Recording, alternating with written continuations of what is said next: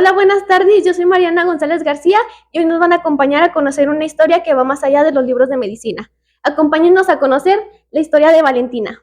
Tiroides son pequeñas glándulas ubicadas detrás de la tiroides. Su función principal es elevar los niveles de calcio y de fósforo en la sangre mediante la hormona paratiroidea.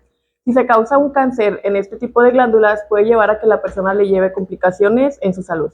Bueno, nos encontramos aquí en la casa de la señorita Valentina, quien nos va a contar su historia a viva voz y vamos a conocer un poco más de ella, así que acompáñenos.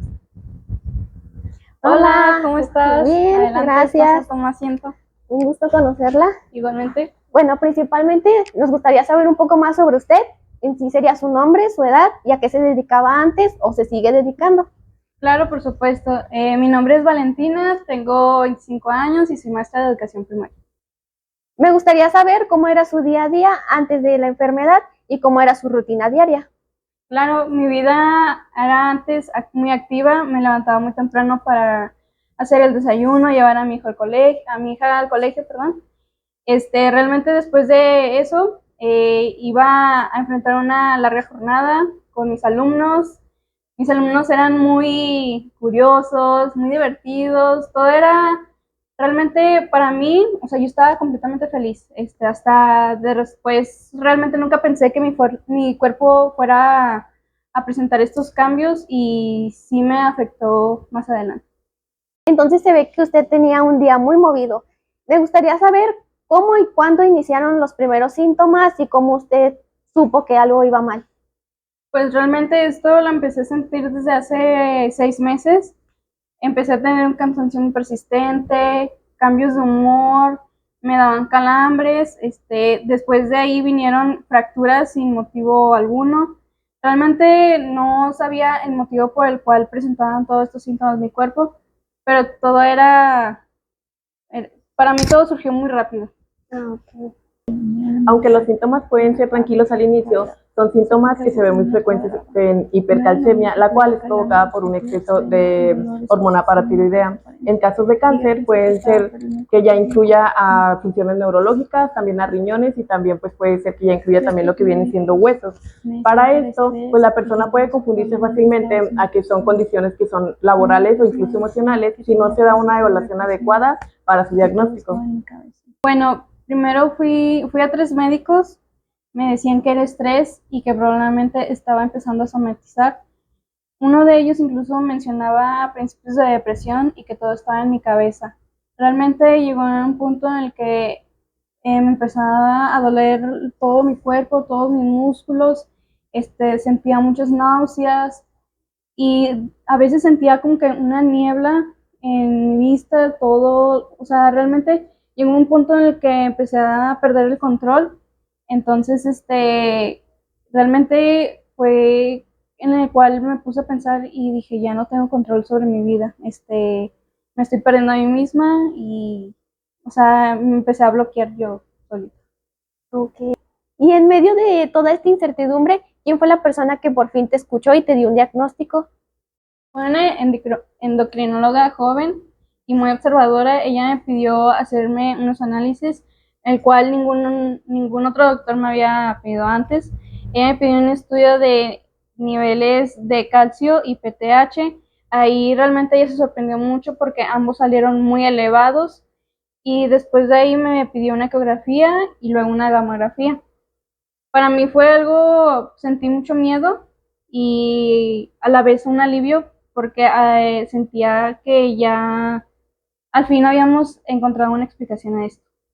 El cáncer de paratiroides suele ser una patología muy poco frecuente y que no se da tan fácil. De hecho, representa menos del 1% del porcentaje en los casos de hiperparatiroidismo. Por esta baja incidencia, los médicos suelen considerarlo que no tiene un diagnóstico inicial. Los síntomas como la fatiga, la depresión, los cálculos renales y la pérdida de concentración pueden ser confundidos fácilmente con afecciones emocionales o también incluso con otros trastornos más comunes como lo es el estrés laboral. Por esta razón, los estudios de laboratorio, como lo son el calcio sérico, el fosfo y la hormona paratiroidea, son vitales. Si se llega a detectar un nivel elevado en este tipo de cuestiones, pues ya sería algo de llevarse a un estudio por imagen, como lo son la gamografía, la ecografía cervical y la tomografía. Para esto es importante mencionar que si se detectan a tiempo este tipo de tumores, puede marcar una gran diferencia en cuanto al tratamiento y el pronóstico de este mismo, ayudándole a la persona a mejorar sus estados de ánimo y pues a llevarle a que lleve un nivel de tratamiento que sea adecuado para la persona. Y después de que te dieron este diagnóstico, ¿cómo fue el proceso de tu tratamiento? Primero fue una cirugía, me explicaron que era necesario extirpar la glándula paratiroidea afectada cuanto antes. Al momento de entrar al quirófano sentí que mi cuerpo ya no me pertenecía, sentía un miedo muy horrible. Realmente la operación fue delicada y hubo complicaciones para la localización del tumor. Más que nada porque se encontraba pegado a la tiroides y a otras estructuras, y de ahí cada 2 meses me hacían estudios de calcio y PTH, y conforme iba pasando el tiempo yo sentía que ya todo iba bien, pero después de tiempo volvía a recaer y esto se complicaba más. Con el paso del tiempo, el tumor volvió a aparecer y para mí fue una recaída muy grande. La cirugía sigue siendo la piedra angular para el cáncer del paratiroides. Aún no existe un tratamiento farmacológico que logre darle una eficacia al 100% a este tipo de tratamientos. Las personas con cáncer de tiroides lamentablemente aún no pueden ser curadas al 100%, ya que aún no existe una terapia que logre dar estos resultados.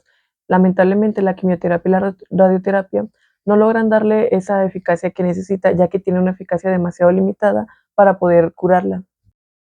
Por esta razón es fundamental y muy importante llevar un seguimiento en cuanto a los niveles de la hormona paratiroidea, esto con el fin de llevar un seguimiento para el pronóstico que se le pueda dar y si es posible que se pueda detectar antes este tipo de cáncer.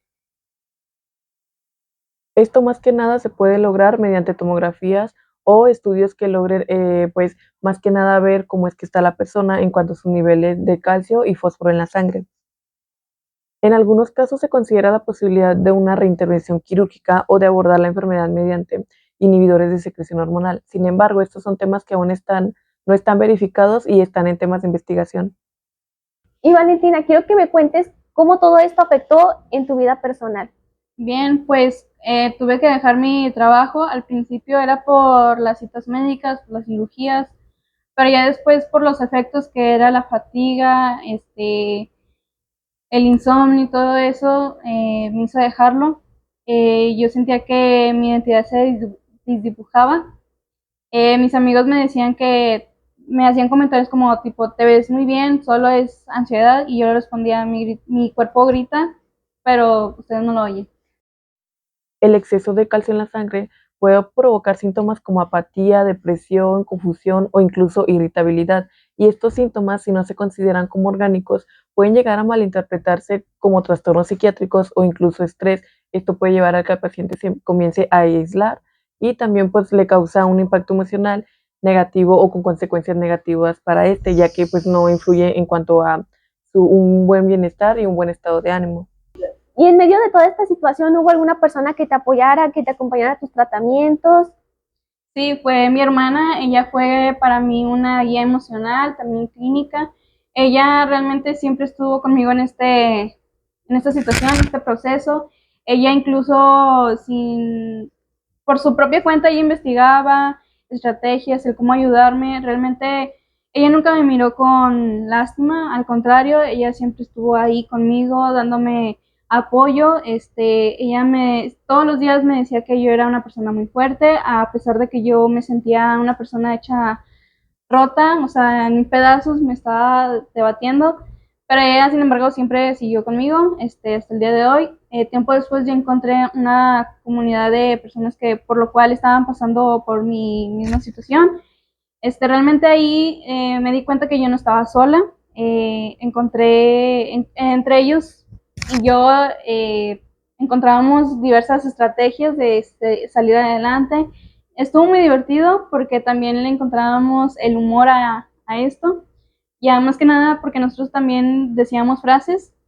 Por ejemplo, el calcio también cansa, y solamente nosotros sabíamos lo que significaba. El entorno social es crucial. Hay estudios que demuestran que personas con cáncer de paratiroides que cuentan con una red de apoyo se adhieren mejor a los resultados y disminuyen los síntomas de depresión en estos mismos.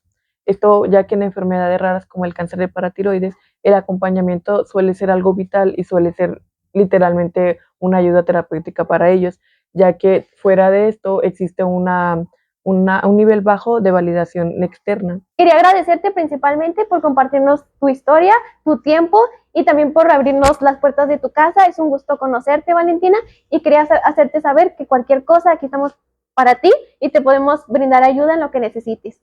Muchas gracias a ti, por querer dar a conocer mi situación. Espero que a las personas, al público, también les haya servido y les haya interesado esto. Gracias. El cáncer de paratiroides nos recuerda que incluso lo más pequeño puede generar una gran tormenta en el cuerpo. Una glándula que apenas mide algunos milímetros puede desencadenar una cascada de desequilibrios en órganos vitales. A veces el diagnóstico no está en el manual, sino en el paciente, en las palabras, en sus gestos. Escuchar no solo es cortesía médica, es una herramienta diagnóstica.